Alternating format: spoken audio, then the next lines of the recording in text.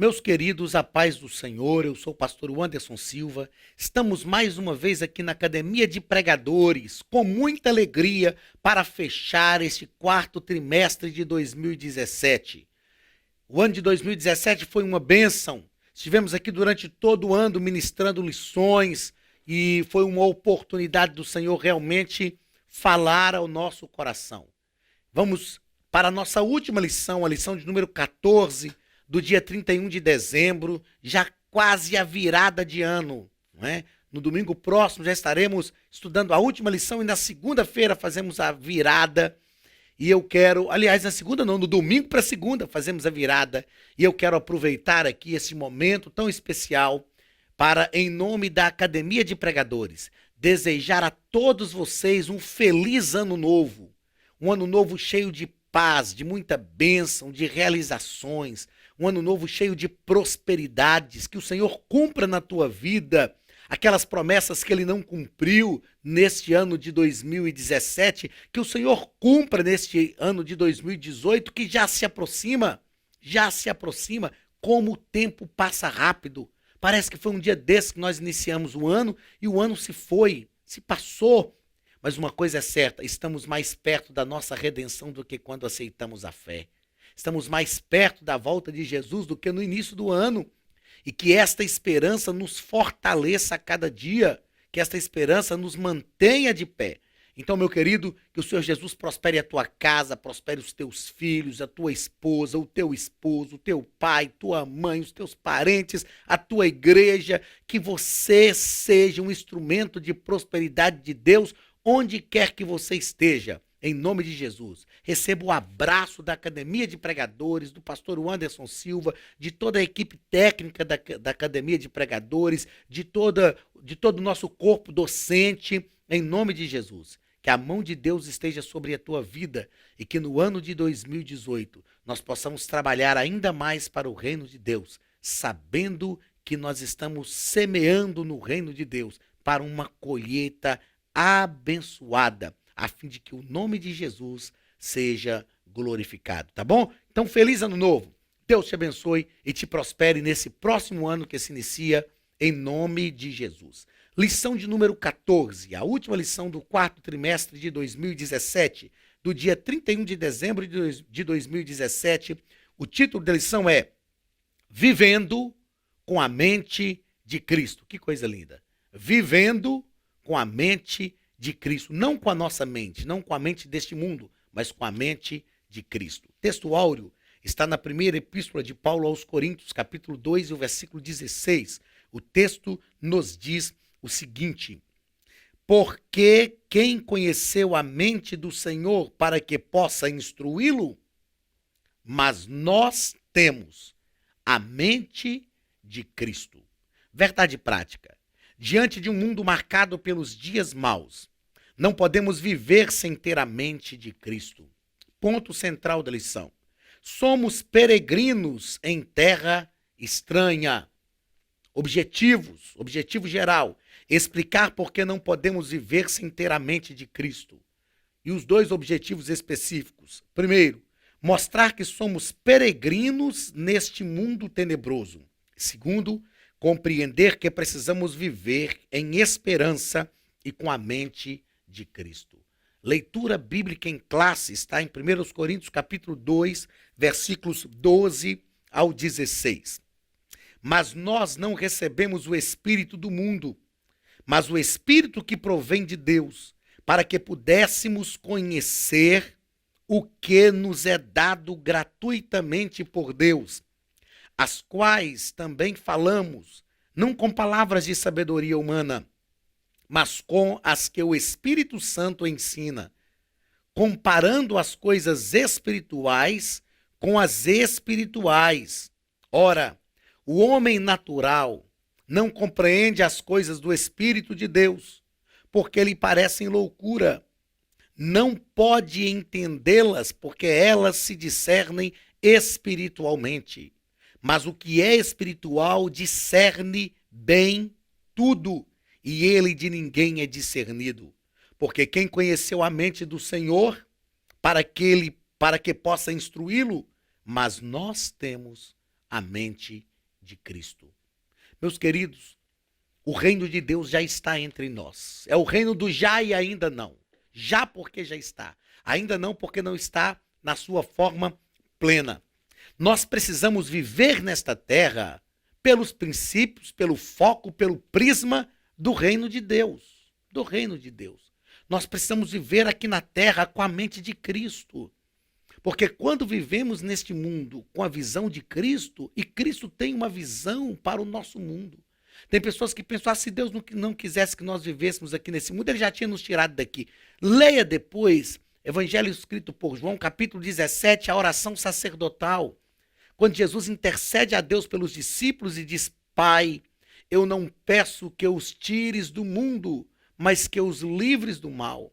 Que eles sejam um em mim, assim como eu sou um contigo, para que o mundo nos conheça através deles. Há um propósito de Deus na nossa permanência aqui, meus queridos. Há um propósito de Deus. Jesus falou, vós sois a luz do mundo, vós sois o sal da terra. Nós estamos neste mundo para fazer este mundo diferente. Nós não estamos aqui para imitar o mundo, estamos aqui para ser um referencial para o mundo. Isto é ter a mente de Cristo. Isto é entender o propósito de Deus para a nossa vida. Na nossa introdução diz o seguinte, a melhor maneira de viver com essa consciência é ter a mente de Cristo. Eu sempre digo que nós precisamos viver com os pés na terra, mas com a mente no céu. Os pés na terra, mas a mente no céu. Estar ligados em Cristo. E viver com os pés na terra e com a mente no céu não é se alienar deste mundo. Tem gente que diz, mas a nossa pátria não é aqui, nós aguardamos a pátria futura, então isso aqui não nos pertence. Não, não nos pertence, mas nós estamos aqui. E afinal de contas, qual foi a primeira coisa que Deus determinou para Adão e Eva quando os colocou no jardim? Cuidar da terra. Então, enquanto estivermos aqui, devemos cuidar deste lugar. Cuidar ecologicamente desta terra, eticamente, moralmente falando, socialmente falando, espiritualmente falando, devemos cuidar desta terra. Somos embaixadores de Deus, representantes dos céus. Somos a imagem e semelhança de Deus. Vivemos com a mente de Cristo. Precisamos representar o Cristo com o qual nós convivemos. Precisamos mostrar a este mundo que Cristo está vivo através da nossa vida. Em Antioquia, os cristãos, os crentes foram chamados pela primeira vez de cristãos. E o que as pessoas viram neles em Antioquia? Viram que eles tinham um comportamento diferente. Viram que eles agiam de forma diferente das demais pessoas e começaram a perguntar, quem é este povo? Por que eles agem diferente? E alguém disse, eles seguem aí as doutrinas de um homem que já morreu, chamado Jesus Cristo. Eles seguem as doutrinas de Cristo, eles imitam Cristo, representam Cristo, então vamos chamá-los de cristãos. Isto é ser cristão.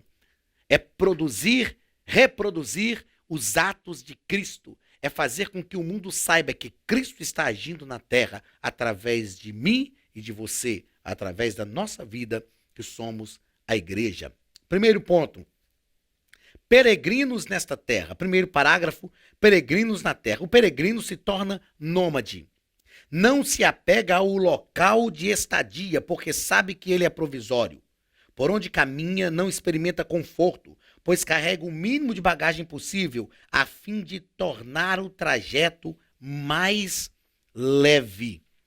Nós somos peregrinos nesta terra. Estamos aqui só de passagem. Pastor, então não posso trabalhar, lutar pelo bem-estar da minha família? Deve.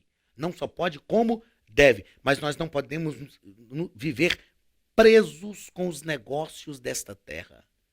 O comentarista foi muito feliz aqui na nossa lição ao colocar que por onde o peregrino caminha, ele não experimenta o conforto. Ele não quer o conforto deste mundo. Eu não estou dizendo que nós não precisamos dar um conforto para a nossa família, para a nossa casa, ter um carro bom, uma casa boa, viver confortável. Isso é bênção de Deus para a nossa vida. Mas ele não quer experimentar o conforto deste mundo. Irmãos, tem gente que está vivendo de forma tão confortável nesta terra que está esquecendo do céu. Nós sabemos que nós já tivemos uma melhora muito grande em termos logísticos na vida da comunidade de fé. Mas tem gente que está vivendo tão bem, está com dinheiro, está abastado, está tranquilo. Parece que as pessoas pensam, pastor, está tão bom que eu nem quero ir para o céu mais. Não. Eu disse pregando uma vez uma frase que eu fiz questão de anotar aqui no rodapé da lição para eu não esquecer. Deseje muitas coisas, mas deseje primeiro o céu. É isso mesmo. Deseje muitas coisas, mas deseje primeiro o céu. Meus irmãos, por melhor que a nossa vida possa ficar, por mais confortável que nós estejamos aqui nesta terra, logisticamente falando, o céu é muito melhor. O nosso lugar não é aqui, somos peregrinos aqui. Né? Somos peregrinos nesta terra e não vamos viver envolvidos com o conforto que este mundo dá, porque a nossa esperança está no céu, a nossa pátria futura. Segundo parágrafo deste primeiro ponto. Cidadãos celestiais. Cidadãos celestiais. Não podemos nos conformar com este mundo, pois o nosso estilo de vida deve refletir o exemplo de Jesus, revelado nos evangelhos. Nesse sentido, podemos viver um pouco do reino de Deus nesta terra. Eu acabei de falar sobre o reino do já e ainda não. O reino de Deus já chegou entre nós. João Batista apareceu no deserto da Judéia dizendo: arrependei-vos, porque é chegado o reino dos céus. Jesus veio e estabeleceu este reino. Ele não está na sua forma plena, mas já estamos vivendo. O próprio Jesus, ao ensinar os discípulos a orarem, ele disse que nós temos que orar ao Pai dizendo assim: venha o teu reino. Venha o teu reino. Que o reino de Deus chegue a cada dia. O que é o reino? É o poder, é o domínio que Deus exerce na terra através da nossa vida. Quando eu digo, Deus, que venha o teu reino, eu estou dizendo, reine sobre a minha vida e através da minha vida. Porque não basta só Deus reinar sobre a minha vida, ele precisa reinar através da minha vida. Mas não tem como Deus reinar através da minha vida se ele não reina sobre a minha vida. Uma coisa leva a outra.